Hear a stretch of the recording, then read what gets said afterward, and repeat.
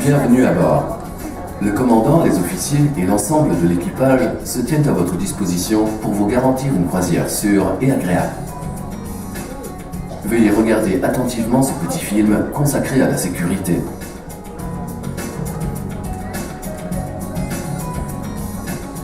La sécurité est notre priorité numéro 1 et elle nécessite votre coopération.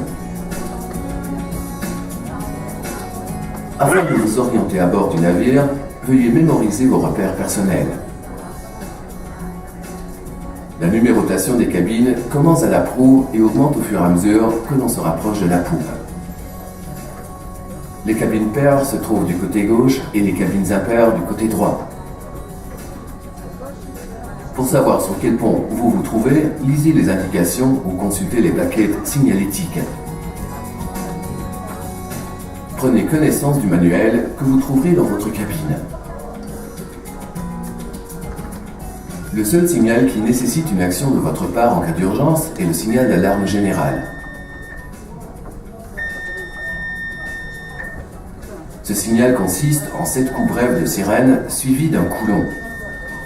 Ce n'est pas le signal d'abandon du navire.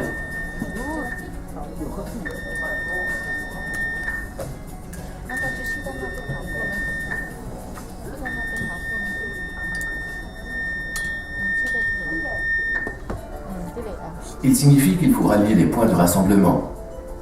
Mémorisez votre point de rassemblement. Il est indiqué clairement sur votre gilet de sauvetage et derrière la porte de votre cabine, où figure également le parcours pour s'y rendre.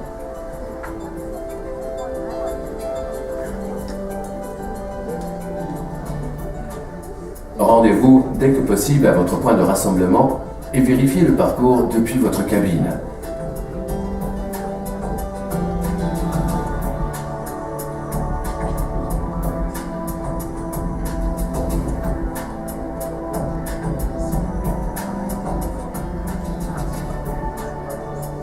Les plaquettes signalétiques de couleur verte, situées partout dans le navire, vous y aideront. Si vous voyagez avec des enfants, vous recevrez dans votre cabine des gilets de sauvetage à leur taille. Il existe également des gilets de sauvetage pour nouveau-nés. Un bracelet d'identification sera remis à tous les enfants.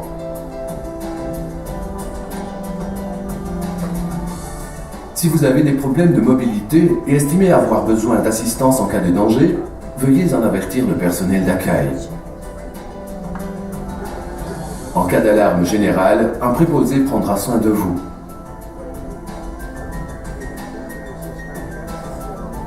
Si vous entendez le signal d'alarme générale, à quel moment que ce soit, même si le navire est à quai et que vous ne percevez aucun danger, rendez-vous immédiatement dans votre cabine.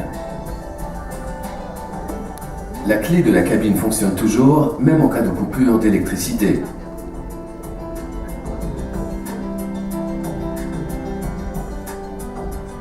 Enfilez des vêtements chauds, des chaussures fermées et emportez vos médicaments habituels. Enfilez votre gilet de sauvetage. Suivez attentivement la démonstration. Soulevez votre gilet de sauvetage et enfilez-le en passant la tête dans l'encolure. Faites passer la ceinture dans le dos. Fermez la boucle et tirez pour que le gilet vous serre bien.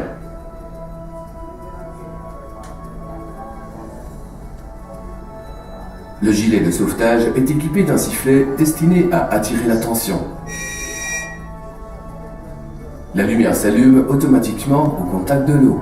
L'interrupteur doit rester en position haute, afin que le dispositif puisse fonctionner.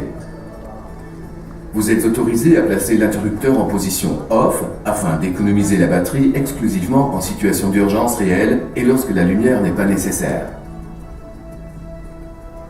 Un seul modèle de gilet de sauvetage est disponible à bord, orange pour les passagers et jaune pour le personnel de bord. Vous devez aider les enfants à enfiler leur gilet de sauvetage. Les nouveau-nés doivent eux aussi être équipés d'un gilet de sauvetage. Dirigez-vous à présent vers votre point de rassemblement. Les membres de l'équipage vous y aideront au long du parcours. Respectez toujours leurs instructions. Sachez que tous les passagers du navire se dirigent vers les points de rassemblement. Gardez votre calme, ne criez pas et ne courez pas pour éviter toute confusion et toute panique. Si nécessaire, vous pouvez vous repérer à l'aide des bandes lumineuses situées au sol. En présence de fumée, avancez en vous baissant le plus possible afin de respirer l'air plus pur et plus frais. N'utilisez surtout pas les ascenseurs pour ne pas rester coincé en cas de coupure de courant. Si vous n'avez pas réussi à atteindre votre cabine et que vous n'avez pas de gilet de sauvetage, ne vous inquiétez pas. Il y a des gilets de sauvetage de réserve pour adultes et enfants au point de rassemblement.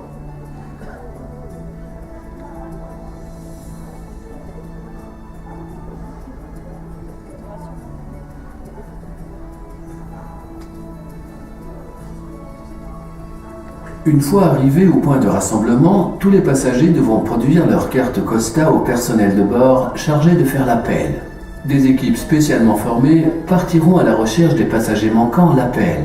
Gardez votre carte Costa sur vous afin de la produire pendant l'exercice obligatoire qui aura lieu avant le début de la croisière. Au point de rassemblement, attendez calmement les instructions du personnel de bord et les avis diffusés par haut-parleur. Si vos enfants ne sont pas avec vous lors de l'alarme générale, ne vous inquiétez pas. Les animateurs auront déjà rassemblé les enfants dont ils ont la charge. Grâce à leur bracelet d'identification, ils les accompagneront au point de rassemblement et les remettront à leurs parents. En cas d'urgence, les chaloupes de sauvetage sont préparées sur le pont d'embarquement. Sachez que cette opération n'annonce pas nécessairement l'abandon du navire, mais sert uniquement à se préparer à cette éventualité si nécessaire. Seul le commandant de bord peut donner l'ordre vocal d'abandonner le navire. S'il faut abandonner le navire, les passagers doivent se diriger vers les chaloupes.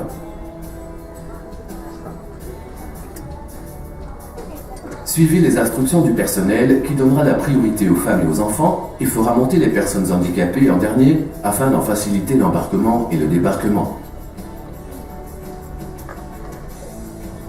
Veillez à ne pas perdre l'équilibre en montant à bord. Asseyez-vous immédiatement à la place que l'on vous indiquera. Toutes les opérations d'abandon du navire sont coordonnées par le commandant de bord. Une fois pleines, les chaloupes seront descendues à la mer. Elles resteront à proximité en attendant les secours organisés par le service de garde-côte mondial. Les embarcations de sauvetage disposent de plusieurs jours de réserve de nourriture et d'eau pour tous les occupants. De plus, elles sont équipées de fusées et de dispositifs permettant d'améliorer la visibilité pour les secours.